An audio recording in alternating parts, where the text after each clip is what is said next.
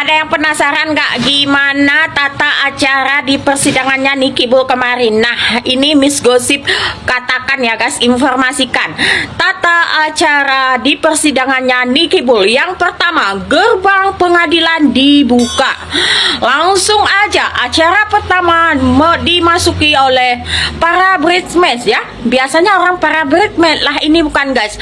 Para nenek rempong memasuki gerbang pengadilan. Cip cip cip cip cip, tup tup tup tup tup.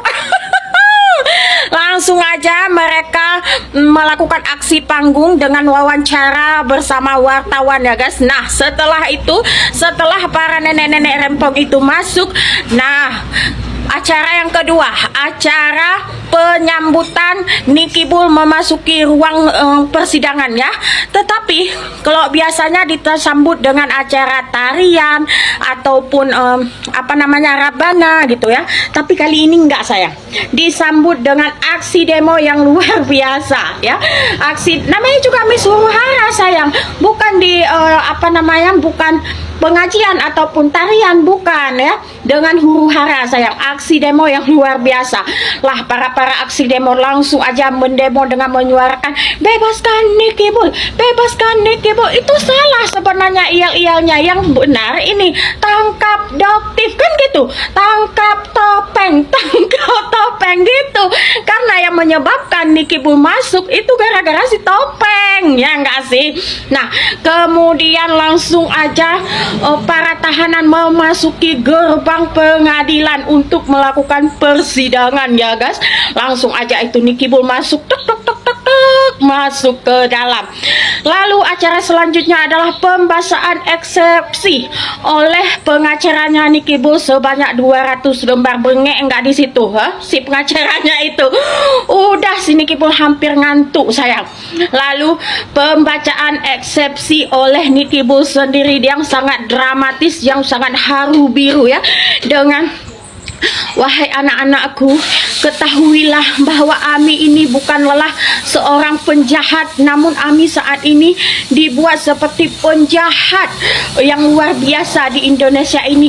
Iya Nicky Bull, masih nggak sadar sih lu memang bukan penjahat, tapi lu penjajah.